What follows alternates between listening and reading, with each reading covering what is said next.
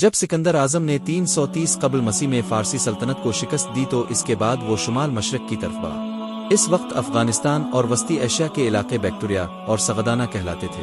یہ علاقے فارسی سلطنت کے زیر اثر تو تھے، لیکن حقیقت میں یہاں کے قبائل آزاد مزاج تھے۔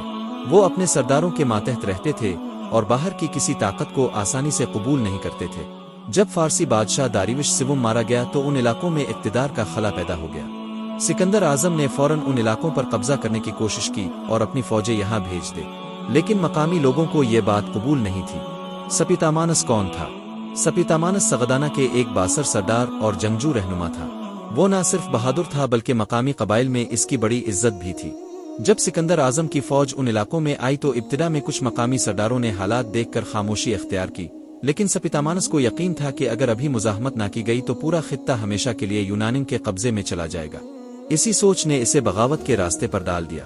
بغاوت شروع کرنے کی اصل وجہ۔ سپیتامانس نے بغاوت کئی وجوہات کی بنا پر شروع کی۔ پہلی وجہ آزادی تھی۔ مقامی قبائل ہمیشہ سے آزاد زندگی گزارتے تھے اور وہ کسی غیر ملکی بادشاہ کو قبول نہیں کرنا چاہتے تھے۔ دوسری وجہ سکندر اعظم کی پالیسیاں تھیں۔ سکندر نے کئی شہروں میں اپنی فوجیں تعینات کر دی اور یونانی گورنر مقرر کرنے شروع کر دیے۔ اس سے مقامی سرداروں کو لگا کہ اب ان کی طاقت ختم ہو جائے گی۔ تیسری وجہ یہ تھی کہ سکندر اعظم نے بعض بغاوتوں کو سختی سے کچلا اور کچھ شہروں کو تباہ بھی کیا۔ اس سے لوگوں میں خوف کے ساتھ ساتھ غصہ بھی پھیل گیا۔ سپیتامانس نے یہی غصہ بغاوت میں بدل دیا۔ سپیتامانس نے بغاوت کا اعلان کیسے کیا؟ سپیتامانس نے کھلی جنگ شروع کرنے سے پہلے خفیہ طور پر مختلف قبائل کے سرداروں سے ملاقاتیں شروع کی۔ وہ راتوں کو قبیلوں کے کیمپوں میں جاتا اور لوگوں کو سمجھاتا کہ اگر آج ہم خاموش رہے تو کل ہماری زمین، ہماری آزادی اور ہماری روایات سب ختم ہو جائے گی۔ وہ لوگوں کو یاد دلاتا کہ ان کے آباء و اجداد نے کبھی کسی غیر ملکی طاقت کے سامنے سر نہیں جھکایا۔ اس طرح آہستہ آہستہ اس نے مختلف قبائل کو اپنے ساتھ ملا لیا۔ جب اسے یقین ہو گیا کہ کافی لوگ اس کے ساتھ ہیں تو اس نے کھل کر بغاوت کا اعلان کر دیا۔ لوگوں کو جنگ کے لیے کیسے تیار کیا؟ سپیتامانس جانتا تھا کہ سکندر اعظم کی فوج بہت بڑی اور منظم ہے، اس لیے سیدھی لڑائی جیتنا آسان نہیں ہوگا۔ اس لیے اس نے ایک مختلف حکمت عملی اپنائی۔ اس نے قبائلی جنگجوؤں کو گوریلا جنگ کے طریقے سکھائے، یعنی اچانک حملہ کرنا، دشمن کو نقصان پہنچانا اور فوراً پہاڑوں اور صحراؤں میں غائب ہو جانا۔ مقامی لوگ علاقے کو اچھی طرح جانتے تھے، اس لیے یہ حکمت عملی کافی مؤثر ثابت ہوئی۔ سپیتامانس کے جنگجو اکثر سکندر کی چھوٹی فوجی ٹولیوں پر حملہ کرتے اور انہیں نقصان پہنچا کر واپس چلے جاتے تھے۔ سکندر کی فوج کو بڑا نقصان۔ ایک وقت ایسا بھی آیا جب سپیتامانس کی فوج نے سکندر اعظم کے ایک جنرل کی فوج پر حملہ کیا اور اسے سخت شکست دی۔ اس لڑائی میں یونانی فوج کے بہت سے سپاہی مارے گئے۔ یہ خبر سکندر اعظم تک پہنچی تو وہ بہت غصے میں آ گیا۔ اس نے فوراً اپنی بڑی فوج لے کر اس بغاوت کو ختم کرنے کا فیصلہ کیا۔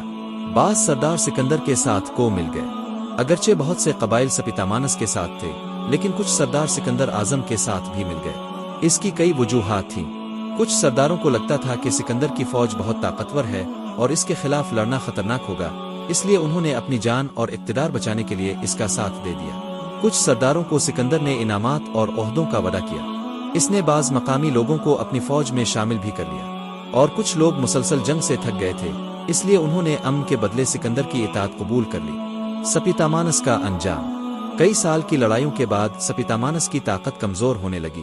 سکندر اعظم کی فوج مسلسل اس کا پیچھا کر رہی تھی اور کئی قبائل اس سے الگ ہو گئے تھے۔ آخرکار کچھ قبائل کے لوگوں نے اپنی جان بچانے کے لیے سپیتامانس کو قتل کر دیا اور اس کا سر سکندر اعظم کے پاس بھیج دیا۔ اس واقعے کے بعد بغاوت تقریباً ختم ہو گئی اور سکندر اعظم نے اس علاقے پر مکمل کنٹرول حاصل کر لیا۔ تاریخی حقیقت۔ سپیتامانس کی بغاوت تاریخ میں ایک بڑی مثال سمجھی جاتی ہے کہ کس طرح ایک مقامی رہنما نے ایک عظیم فاتح کے خلاف مزاحمت کی۔ اگرچہ آخرکار وہ کامیاب نہیں ہوا، لیکن اس کی بغاوت نے سکندر اعظم کو کئی سال تک مصروف رکھا اور اس کی مہم کو بہت مشکل بنا دیا۔